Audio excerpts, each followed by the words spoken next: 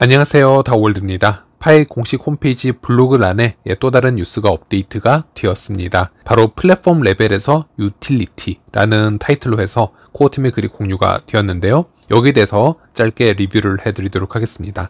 첫 문단을 보면은 이 네트워크는 모바일 마이닝이라는 간단하면서도 강력한 새로운 발명으로 암호화폐에 대한 보편적 접근성을 확장하는 선구적인 역할을 해냈다. 그 결과로 4,700만 이상의 적극적인 회원으로 구성된 성장하는 커뮤니티가 형성이 되었다. 이런 얘기를 하고 있습니다. 즉 접근성 관해서는 어느 정도 첫 번째 목표를 달성을 했다. 이제 이런 얘기를 하고 있는 것이고요. 이제 정말 중요한 질문을 던지게 됩니다. 바로 이 파이라는 암호화폐로 어떤 유틸리티를 만들어낼 수 있을까에 대한 얘기가 나오고 있습니다. 암호화폐가 일상 속 사람들의 삶에 긍정적인 변화를 가져올 수 있는 방법은 무엇일까?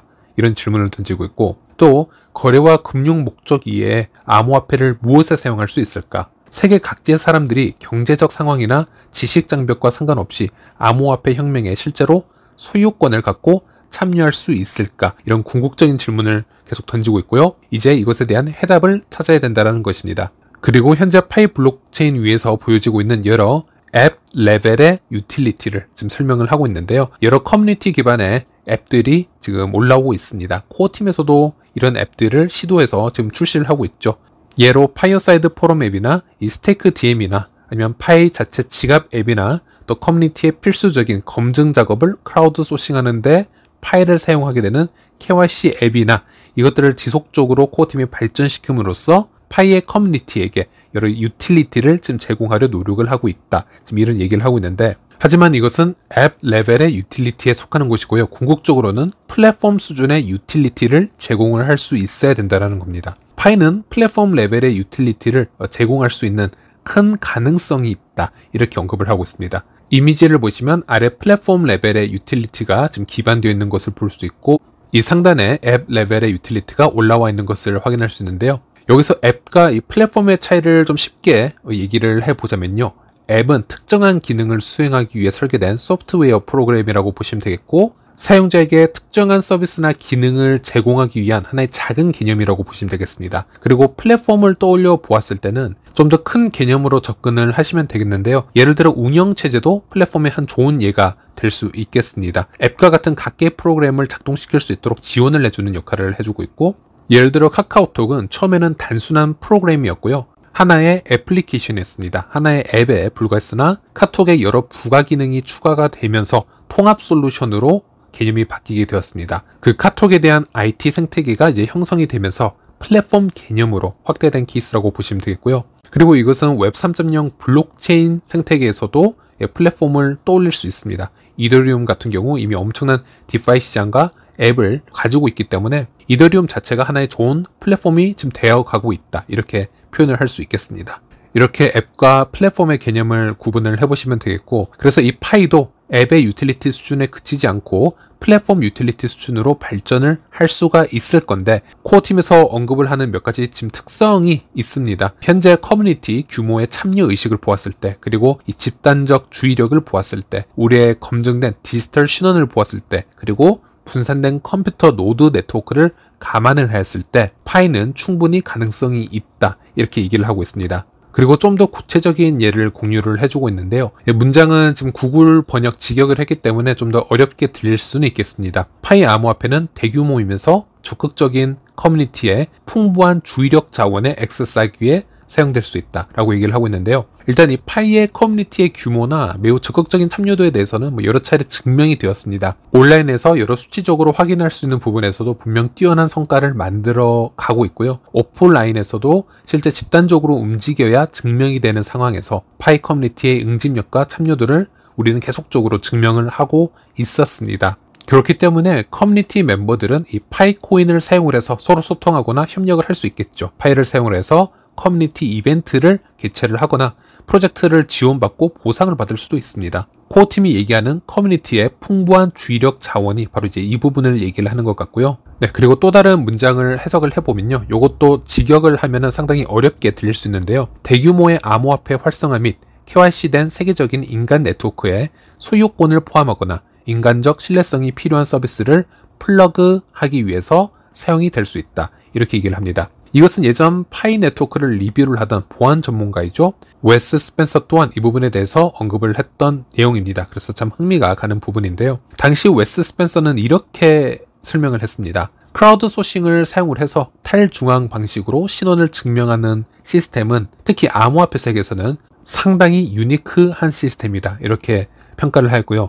그리고 이 파이 시스템이 잘 개발이 된다면 여러 타 기업에서나 커뮤니티에서도 이 시스템에 접근을 해서 이 신원 증명 시스템을 이용할 가능성이 있다, 이렇게 언급을 하였습니다. 탈중앙화된 이 KYC 시스템 자체가 단순히 1인 1계정을 판단하기 위한 파이의 내부적인 시스템으로 끝이 나는 게 아니고요. 파이의 하나의 가치로 인정이 될 수 있고 파이 생태계 외부에서 응용이 되어서 사용이 되어질 수도 있다라는 겁니다. 저는 여기에 대해서 생각을 상당히 많이 해보았는데요. 그래서 제 주관적인 의견을 하나 공유를 해드리겠습니다. 제가 거주하고 있는 이 필리핀이라는 국가는 지역별마다 언어도 다 다르고 종교도 다르고 또 무엇보다도 지방자치제도로 운영이 되고 있기 때문에 관할 지역의 시스템도 조금씩 차이를 보여주고 있는 것을 볼 수 있고요.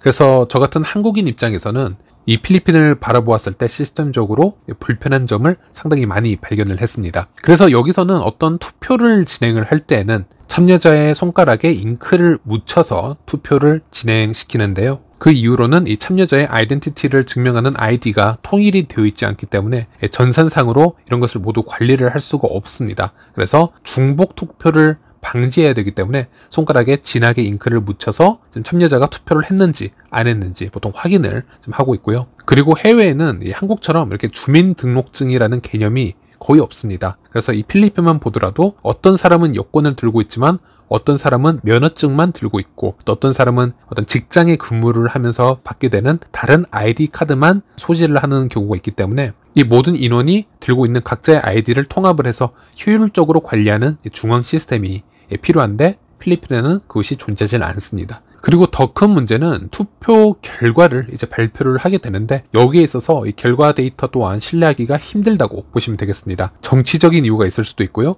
아니면 참여인들의 실수로 인해서 언제든 이 데이터의 수치가 쉽게 뒤바뀔 수가 있습니다. 이런 경우에는 파이 블록체인을 통한 투표 방식이 훨씬 더 효율적일 수 있습니다. 블록체인으로 기록되는 데이터는 일단 절대 위변조가 될 수 없습니다.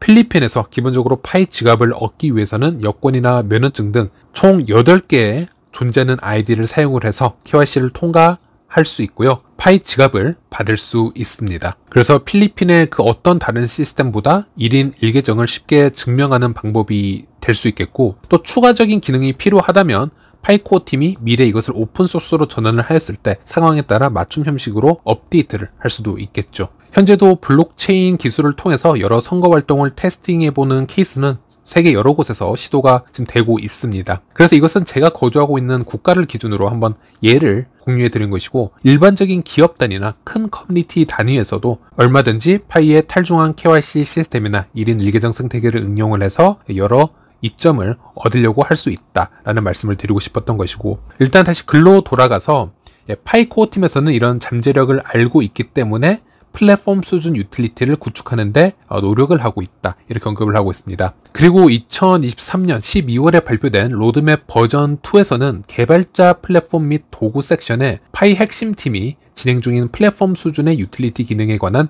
비밀 프로젝트, 즉 스텔스 프로젝트를 나열했다라고 얘기를 하고 있습니다. 현재 이 프로젝트는 비밀 모드에서 설계 및 테스트 중이다, 이렇게 얘기를 하고 있고요. 이 프로젝트는 이 발표서에서 설명된 유틸리티 창출의 이론과 지침을 따라 집단 네트워크 자원 중 일부를 활용하기 위해 초기에 구현된 것입니다. 이는 파이 암호화폐 전반적인 유틸리티를 향상시킬 가능성이 있을 뿐만이 아니라 우리의 생태계의 파이 앱의 지속 가능성을 촉진할 수 있습니다, 이렇게 설명을 하고 있는데요. 그래서 일단 파이 로드맵 버전 2로 돌아가 보면요, 개발자 플랫폼 및 이 도구란을 확인을 해볼 수가 있고 여기에 스텔스 프로젝트로 개발 중인 부분이 있다라고 언급이 되어 있습니다. 그래서 이 이론은 작년 12월에 이미 공개가 되었던 것이고 이 토픽이 오늘 블로그에 다시 소개가 지금 된 거라고 보시면 되겠고 현재 어느 정도 테스팅 중이다, 지금 이렇게 코어팀이 지금 언급을 하고 있습니다. 있습니다. 네, 저도 코어팀에서 어떤 계획을 가지고 있는지, 어떤 플랫폼 레벨의 유틸리티 기능을 선보일지, 지금 어느 정도의 테스팅을 진행을 하고 있는지 전혀 감을 잡을 수가 없습니다. 이 부분은 정말 비밀리에 이루어지는 것 같고요. 해외 어떤 소스에서도 지금 이게 찌라시가 나오질 않고 있기 때문에 현재 어떤 말씀을 드릴 수도 없는 상태인데요. 우리는 곧 이 프로젝트의 구체적인 내용을 공개할 자료를 제공할 것이다. 그때까지 즐거운 채굴을 하시고 우리의 KYC 및 유틸리티 목표를 달성을 해서 오픈 네트워크로 나아가는 커뮤니티의 모든 분들에게 진심으로 감사드립니다. 라고 얘기를 하고 있습니다. 과연 이 발표가 언제 나올지, 다가오는 파이데이 때 공개가 될 수 있을지, 아니면 좀 더 기다려야 될지, 이 부분도 지켜봐야겠습니다. 현재까지 파이데이 때 확정된 이벤트는 일단 한 가지입니다. 바로 파이 커머스 해커톤 수상 발표가 있겠고요. 그런데 항상 그랬듯이 파이데이 때는 몇 가지 이벤트들을 모아서 동시적으로 공개를 하기 때문에 파이데이 때 혹시 이런 부분이 나올 수 있는지 한번 기대를 해보도록 하겠습니다. 네, 이번 영상은 여기까지입니다. 시청해주셔서 감사합니다.